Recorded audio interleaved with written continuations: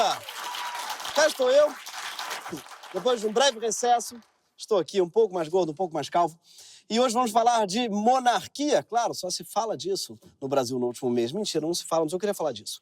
Por quê? Porque, eu não sei se já perceberam, mas o Brasil adora um rei. Sim, Roberto Carlos é o rei, mas o Pelé também era o rei. A Xuxa é a rainha dos baixinhos. Sim, é bom lembrar disso, a Xuxa é a nossa rainha. Se você tem mais de 1,70 m, você não é súdito dela não, cara. Você não tem lugar de falinha. Na gastronomia brasileira, a monarquia corre solta. Sim, tem o rei do bacalhau, o rei do camarão, o rei da picanha, o rei da muqueca, o rei do estrogonofe. Não existe nenhuma comida no Brasil que não tenha um rei só dela. Aí você pode dizer, não, Gregório, você está exagerando. Não existe rei do frango atropelado. Então, existe. Tá? Fica em Vila da Saúde, SP, mas o nome ficaria muito grande, então chamam de rei do atropelado. Sim, isso existe. Rei do frango a passarinho? Tem. São Vicente, também SP. Alguns alimentos tem até a família real inteira, tipo a empada. A empada tem o rei da empada, a rainha da empada, o príncipe da empada e a princesa das empadas. O Brasil é uma grande Versailles da empada. O curioso é que, ao mesmo tempo que a gente adora reis de mentira, a gente não faz ideia de quem seja a nossa família real de verdade. E tem um motivo para isso. O Brasil não tem família real de verdade. O Brasil não tem príncipe, ao contrário da empada, que tem o príncipe da empada. E fica em Rio Pomba, Minas Gerais, quem quiser lá conhecer. Quer dizer, a gente tem um suposto príncipe, claro. Mas antes que você se anime com a ideia de, uau, tem um príncipe brasileiro, que legal. Ele é um senhor de 82 anos, bolsonarista e virgem. Quer dizer, a gente assume que ele é virgem, tá? Porque ele é ultracatólico e nunca se casou. Então, se ele tiver transado, é pecado. Então, por que ele nunca se casou? Essa parte é curiosa. Porque ele não achou uma princesa que topasse casar com ele. E pelas regras da nossa monarquia, se ele casasse com qualquer mulher que não fosse princesa europeia, ele perderia o direito ao trono. Que trono? O trono que ele não tem nem vai ter porque não existe. Sim, ele é o Henri Cristo brasileiro. Aliás, o Henri Cristo gringo, porque o Henri Cristo é brasileiro.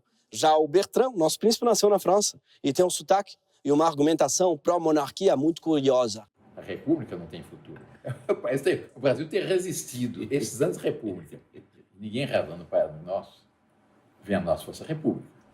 Se reza, venha a nós vosso reino.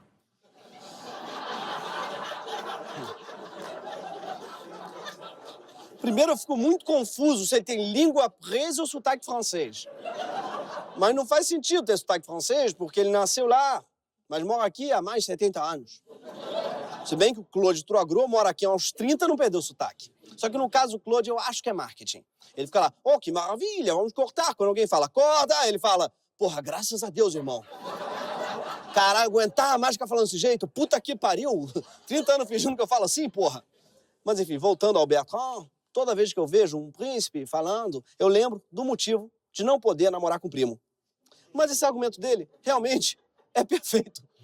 O povo, quando reza, realmente, fala mesmo, ele tem razão. Venha a nós o vosso reino. Ele não fala, venha a nós a vossa república. Eu não tinha pensado nisso. A gente vai ao rei do mate, mas não existe senador do mate. Você iria, não iria. Você assiste Rei Leão, não assistiria um filme chamado Primeiro-Ministro Leão. Tu veria uma novela chamada Vereador do Gado? Não veria. Ou, que deputado federal sou eu? Não, que rei sou eu. O rei do camarote tem bebida que pisca, o deputado do camarote também, não é a mesma coisa. E tem um motivo para o Brasil não ser uma monarquia. Esse motivo é que o rei seria Dom Bertrand? Pode ser, mas não só. O motivo da gente não ser uma monarquia é que a gente escolheu não ser uma monarquia. Quer dizer, você pode não ter escolhido, mas o país escolheu, num plebiscito, há exatos 30 anos, em 1993. Sim, quando o Brasil saiu da ditadura militar, o governo fez essa pergunta para a população, como um namorado inseguro.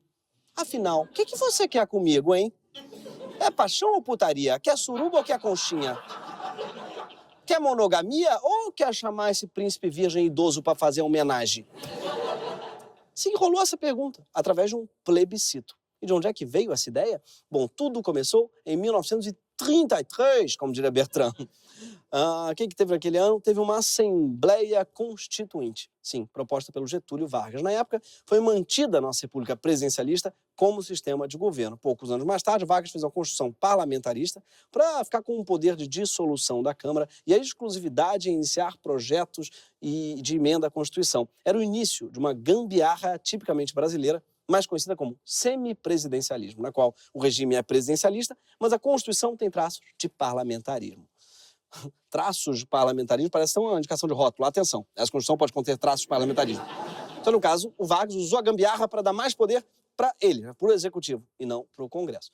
30 anos depois da Constituição de Vargas, em 63, a maioria dos brasileiros votou num plebiscito pela manutenção do presidencialismo. Sim, porque 2 anos antes, os militares tinham imposto um primeiro-ministro sem consultar a população. Foi um acordo com o Supremo, com tudo, para deixarem o vice-presidente João Goulart, que era a favor de coisas muito absurdas, muito assustadoras, tipo reforma agrária, deixar ele assumir a vaga, que era dele, né?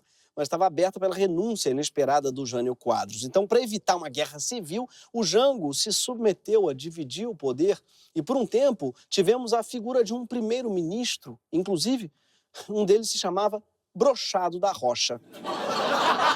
Que é uma contradição em termos, né? Brochado da Rocha faz o menor sentido, deve ter cansado das piadas, porque ele trocou de nome para Impotente da Rocha. Mas o fato é que o plebiscito popular confirmou mais uma vez que o país queria ser presidencialista. Só que os militares não gostaram do resultado. Daí eles cagaram pro plebiscito, cagaram pro Jango ter 70% de aprovação e deram um golpe de Estado. E a partir daí, os presidentes da ditadura foram eleitos pelo parlamento através de eleições indiretas, com regras totalmente manipuladas pelo regime militar.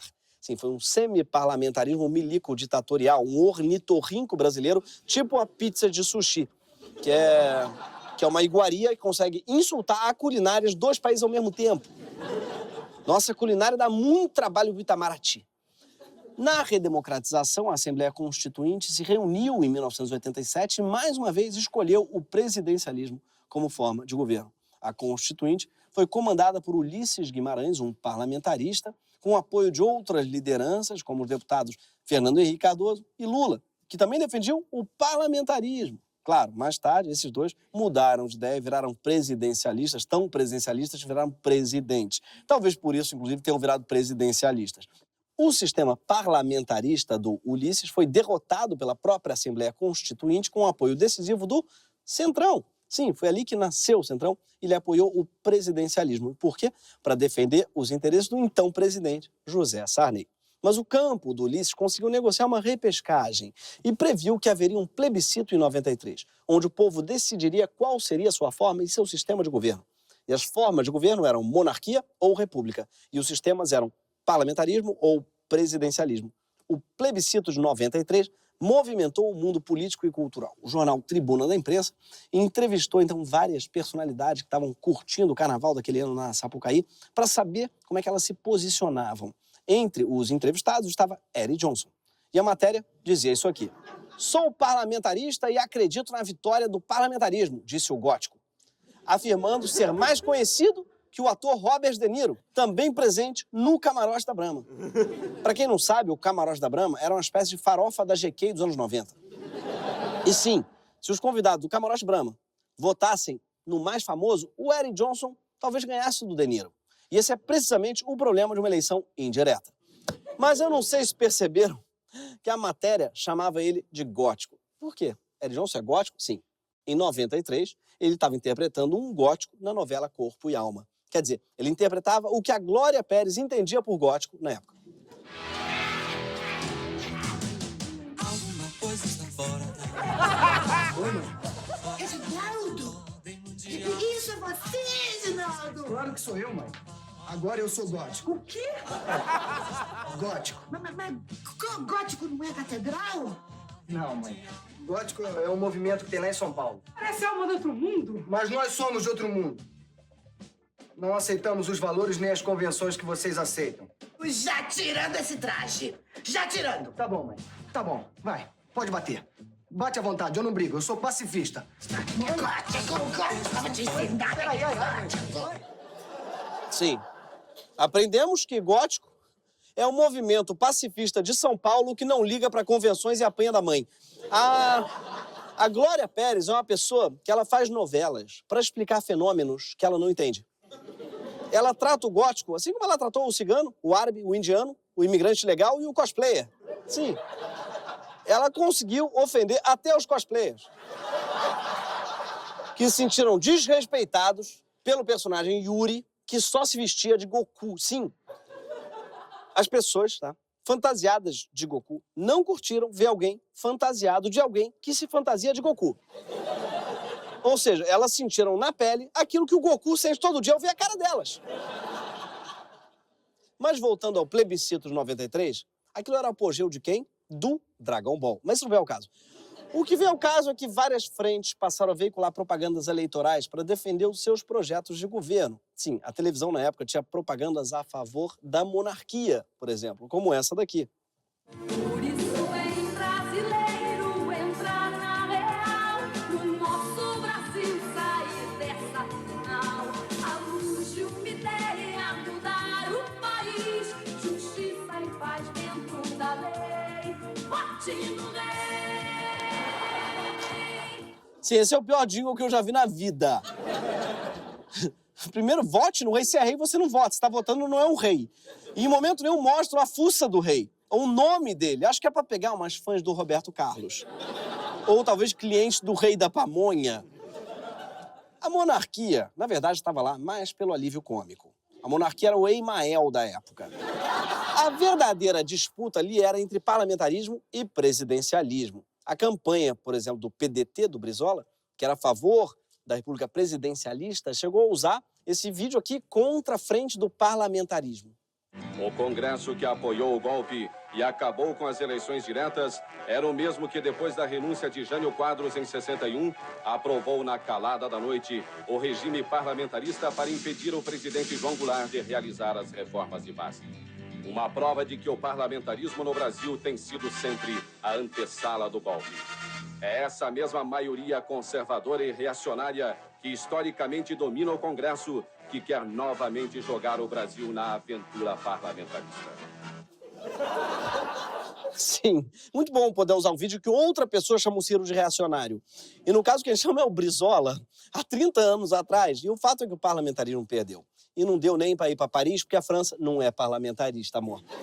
Enfim, no final das contas, a maioria da população brasileira acabou decidindo por uma república presidencialista. E nem dá para dizer que foi um resultado surpreendente. Era meio difícil convencer a população a escolher um regime parlamentarista, na qual o primeiro-ministro é o chefe do governo e é eleito indiretamente pelo Congresso, quando essa mesma população tinha tomado as ruas 10 anos antes para pedir eleições diretas, as famosas diretas já. A verdade é que o Brasil gosta de um presidente, gosta de votar diretamente no presidente, desde que ele não seja o Ciro. Só que, eu não sei se você percebeu, mas a gente está em 2023. Sim, 30 anos depois da nossa última grande discussão sobre o sistema de governo. Aquela mesma discussão que a gente teve em 33, depois em 63, em 93, e ela voltou a acontecer esse ano, em 2023. Sim, nossa democracia tem a crise dos 30 anos de idade. Idade em que você adota um vira-lata, abre a relação e corta essas franjas ridículas assim de qualquer jeito. E esse ano, o debate sobre parlamentarismo voltou a circular no Congresso e nas colunas de opinião. Nunca foi sorte, sempre foi retorno de Saturno.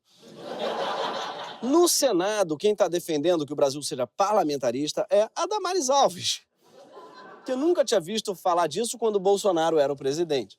Já na Câmara, o debate tende para uma proposta intermediária do semipresidencialismo ou do semiparlamentarismo, o que dá no mesmo.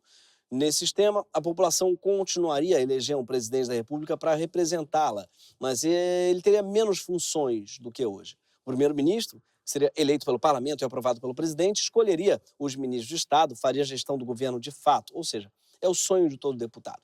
É a gente prestando atenção só na figura do presidente, como se ele mandasse alguma coisa, mas quem de fato está governando é o parlamento. Através do quê? De um primeiro-ministro. O presidente fica com a fama, o parlamento fica com a grana. E sabe quem é o principal apoiador desse projeto hoje? O presidente da Câmara, o Arthur Lira.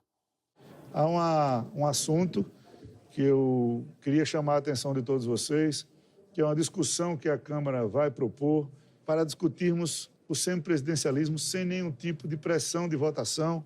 Hoje nós temos uma Constituição basicamente parlamentarista, no sistema presidencialista. Isso dá choques. Você tem diversos fatores positivos que o semipresidencialismo traria. E o que eu defendo para o Brasil, e defendo de maneira clara, sempre foi o semipresidencialismo. Tem uma PEC andando lá no Congresso. Nós temos que tratar esse assunto. Esse assunto, cada dia, ele vem ficando mais presente. Sim, vem ficando mais presente porque você não para de falar nele. Como um parlamentar, né, acostumado com projetos de lei, acho que ele acredita na lei da atração. Ele está co-criando esse assunto do semipresidencialismo e está achando realmente está cada vez mais presente ao redor dele, com certeza. Lira e seus aliados no Congresso chegaram a criar um grupo de trabalho em 2022 para debater o semipresidencialismo. Sim, e você que faz umas coisas nerds tipo RPG e tem vergonha. Não, podia ser pior. Esse grupo já apresentou uma proposta de emenda à Constituição para instituir esse novo regime de governo no país. O Lira diz que não tem pressa e que se o Brasil adotasse o semipresidencialismo, o modelo só entraria em vigor em 2030.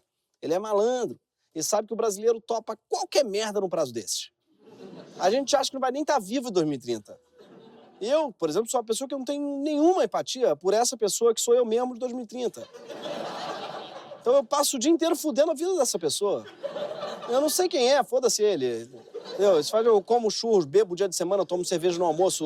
Eu não me preocupo com o meu filho de amanhã. Eu vou me preocupar com semipresidencialismo em 2030. Foda-se. Mas não é coincidência que quem está capitaneando hoje esse debate é o Arthur Lira. Por quê? Porque muito possivelmente ele sabe que não tem carisma para ser eleito presidente por voto popular. Mas ele tem voto parlamentar para ser eleito primeiro-ministro, nem que seja em 2030. O Lira hoje já é maior do que o próprio Centrão.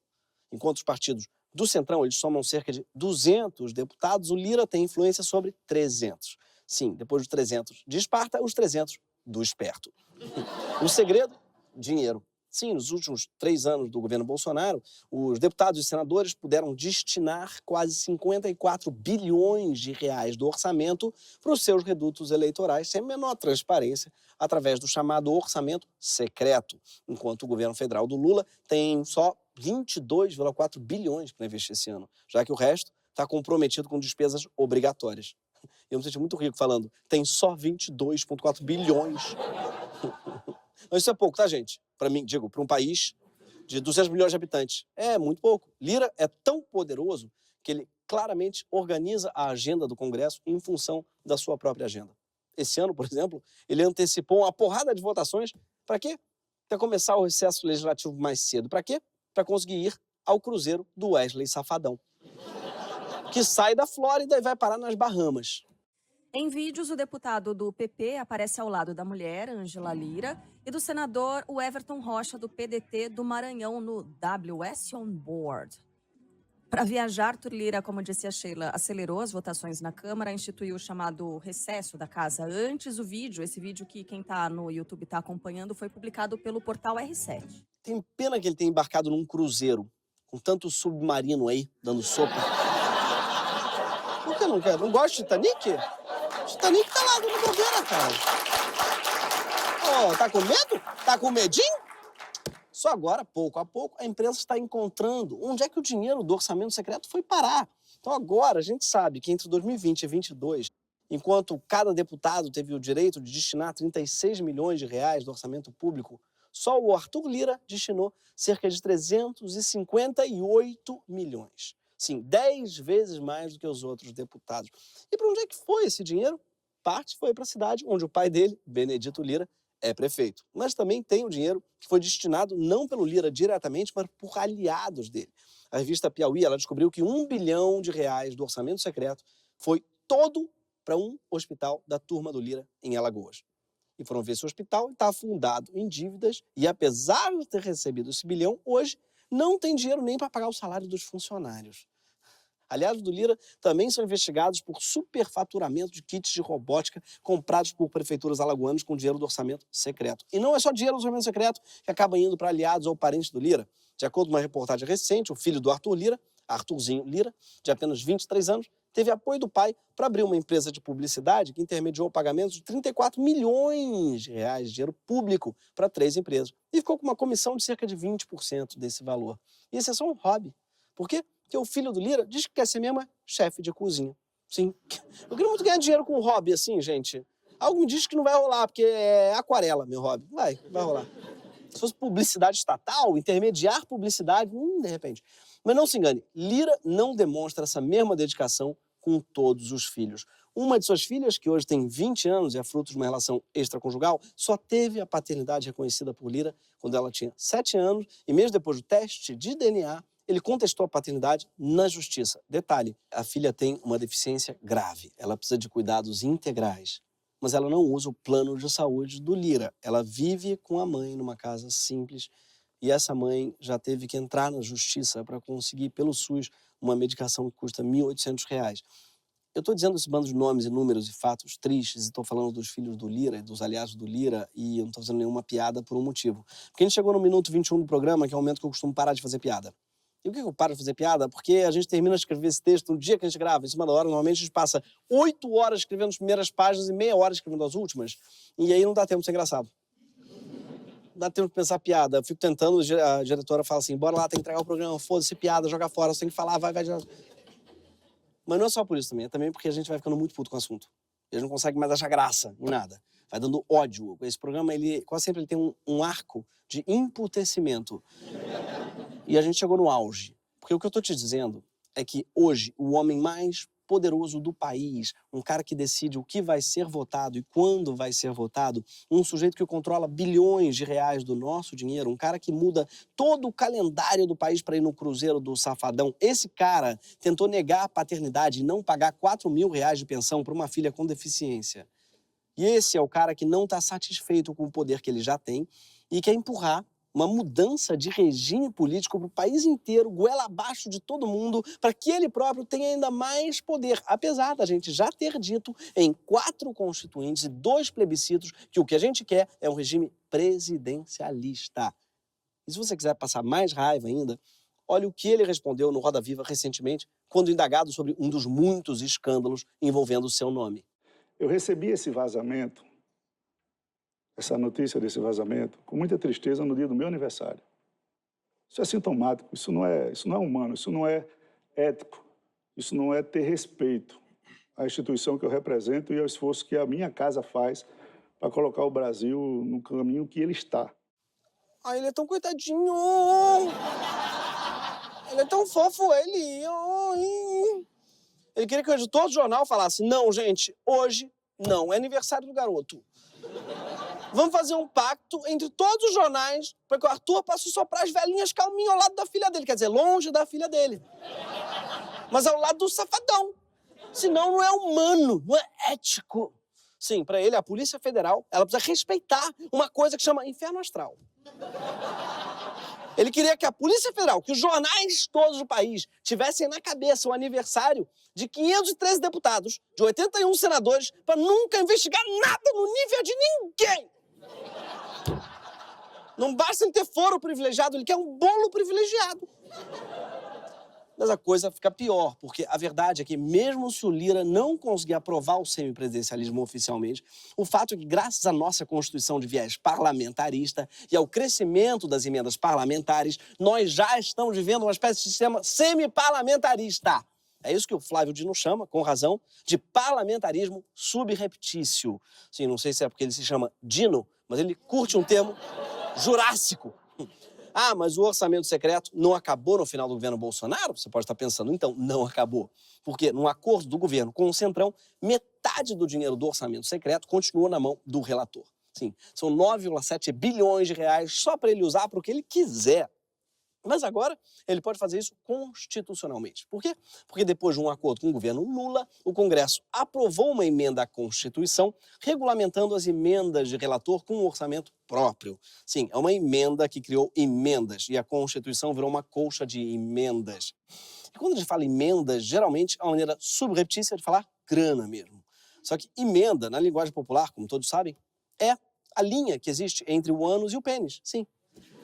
O homem, ele costuma ter uma espécie de mureta de períneo, uma estrada quase invisível que leva do saco ao cu. E muitos chamam de emenda, como se fosse uma costura entre os 2 hemisférios do corpo. Sim, essa emenda, assim como a emenda parlamentar, costura a esquerda e a direita rumo ao centrão.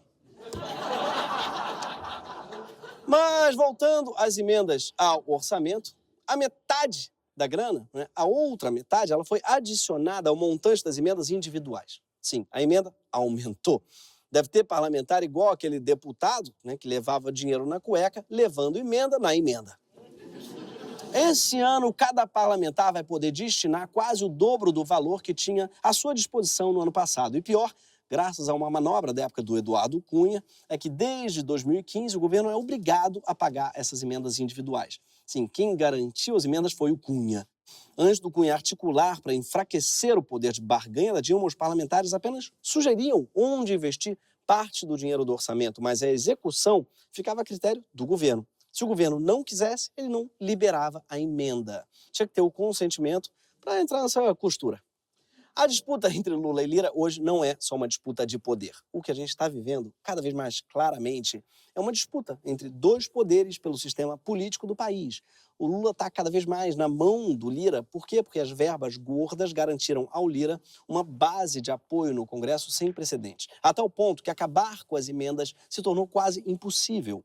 Mas enquanto elas não acabam, o Lira só acumula mais poder. E agora ele quer mais, ele quer indicar mais ministros, ele quer desidratar os ministérios existentes. E aos poucos a gente vai se acostumando a ter um Congresso cada vez mais forte e um executivo cada vez mais fraco.